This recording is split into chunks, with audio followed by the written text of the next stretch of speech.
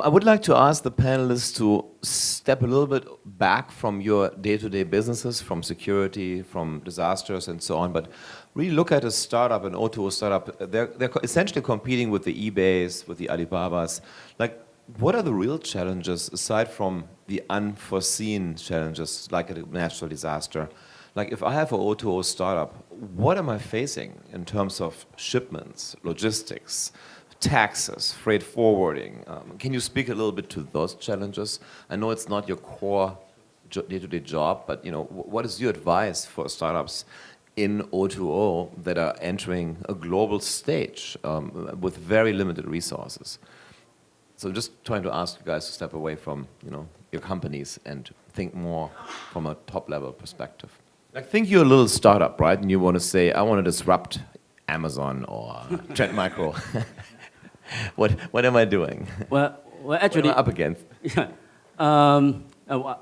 Certainly, I'm not an expert to answer this question, but I just, for my experience of observation from Trend Micro, I think we in IT industry, for example, in the security industry, we saw a lot of startups really perform very good performance.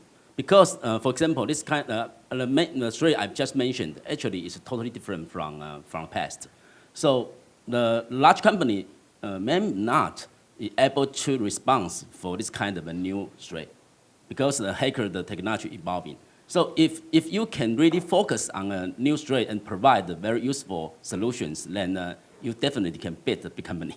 So that's why we are also facing a lot of challenge from startup company. So we need very aggressively to understand what is the new threat and what's the trend, what's the development progress. If it will become a mainstream, then we need to involve as soon as possible. Otherwise, we could beat by the small enterprise and the startup company. So I think the thing is the focus. Focus the things, the new things, the new happen things. Then you should have some uniqueness advantage to beat the large company. Okay, great. That's helpful. Thanks, Bob. Maybe for the other two panelists, how can startups work with you guys, and how do you support startups potentially with your businesses or other examples from industries where you have seen success for these little tiny O2O startups, to get some help? So some property, you might think your property, like a IT asset, right, got insurance. However, due to some property depreciation or sometimes you got under insurance, those kind of disaster could not fully covered, okay, by insurance company. So I encourage you to look at the APEC, the BCP guidebook for small and medium business for your reference. And if you need some professional advice, just call us. We can give you some advice, okay? So the APEC guidebook, that's an interesting link. Any other almost closing thoughts here, Mr. Guo Yu? Slayer Chuang, that's a very long name. Slayer, oh my God. Slayer, just the Slayer.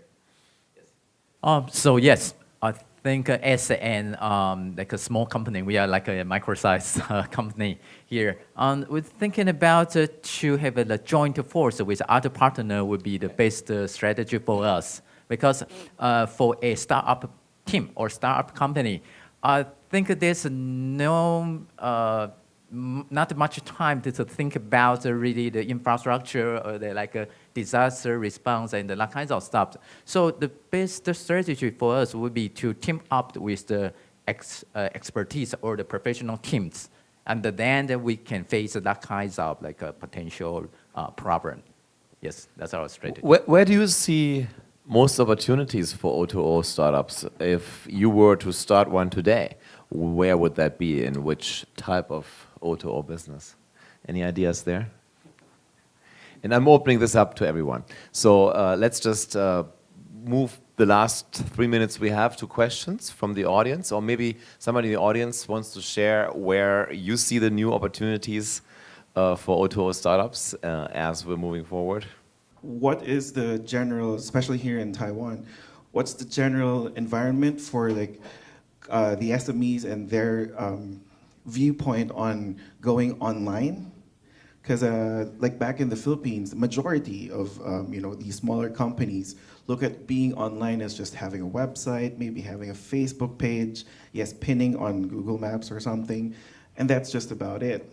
But something like my startup is trying to like kind of bring them even more online and making it, making them communicate directly with customers. And so I just want to know, like here in Taiwan, what is the general notion of being online, especially among SMEs? Because that will be, I think, for most O2O startups, that will be a hindrance in like getting into a market like Taiwan. Because if it's the same case, then it will be a bit challenging for us to kind of like start up shop here. I'm the moderator, but that's fine. I know if you're in the e-commerce business, you have like PC Home, you have the incumbents, you have Yahoo, that's very powerful here in Taiwan, so you're up against some very steep competition. But generally speaking, for startups that want to enter any game, I spend about 300 days a year right now traveling to many countries and meet startups really all over the place. And in almost every economy, in every country, I can tell you that startups don't do their competitive homework. They are going online and think just because they didn't see it in their immediate neighborhood or through a quick search that doesn't exist.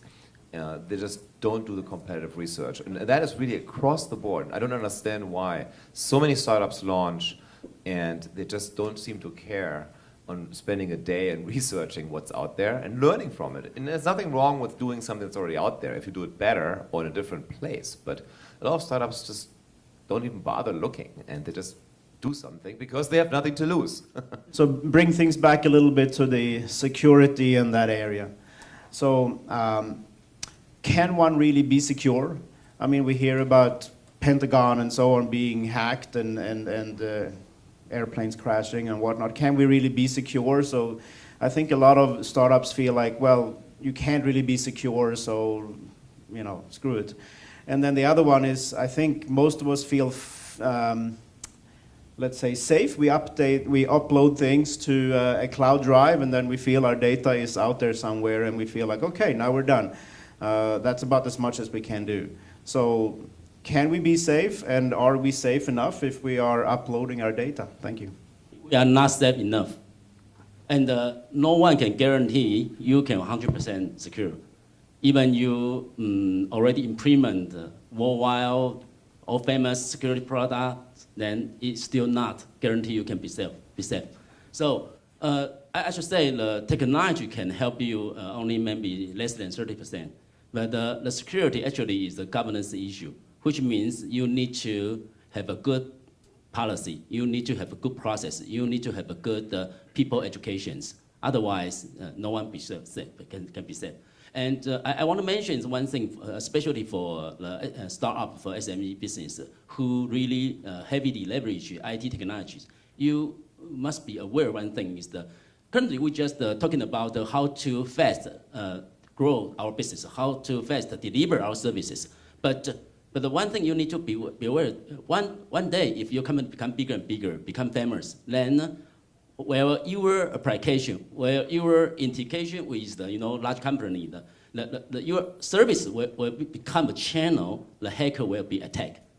If that happens, then all your effort will be ruined overnight, right? Your reputation will be ruined overnight. So one thing I need to remind the SME business, especially you use a lot of technologies like a mobile app, like an integration with a large enterprise system. Then be aware the vulnerability, the system vulnerability. You need to check it.